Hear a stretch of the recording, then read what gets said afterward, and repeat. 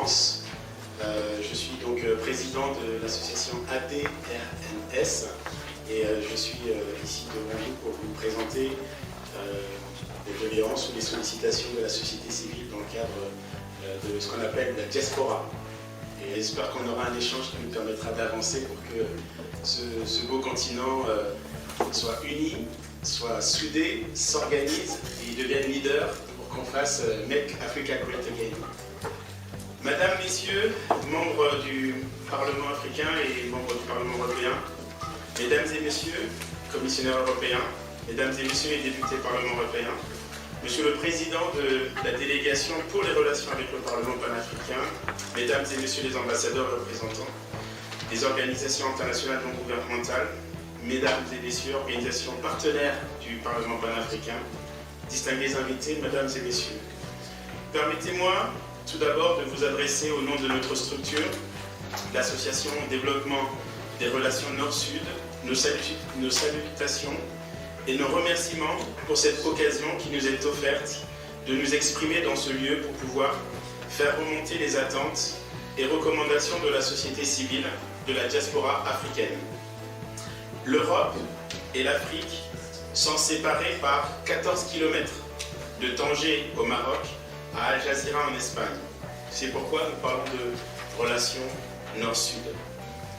Tout d'abord, ADRNS pense que d'ici 2030, le continent africain peut connaître le plein emploi et être leader dans l'économie verte. Et si les orientations de leurs économies sont réalisées et encouragées dès aujourd'hui, on y parviendra. ADRNS souhaite faire connaître sa définition de la diaspora qu'elle a qualifiée de technicienne, économique, scientifique et associative. Diaspora TESA, pour éviter tous les amalgames.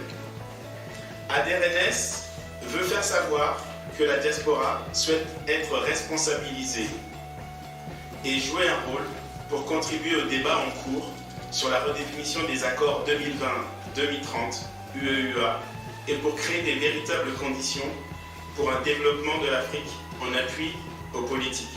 Alors, un constat que nous pouvons tous partager, c'est que l'Afrique détient pratiquement 50% des terres mondiales non cultivées qui conviennent aux cultures vivrières, recensant jusqu'à 450 millions d'hectares non boisés, ni protégés, ni surpeuplés. L'Afrique aussi utilise moins de 2% de ses ressources renouvelables en eau par rapport à une moyenne mondiale s'élevant à 5%.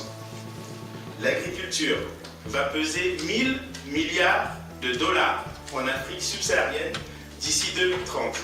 Et c'est ce qui ressort d'une enquête de la société PricewaterhouseCoopers qui l'a faite en 2016.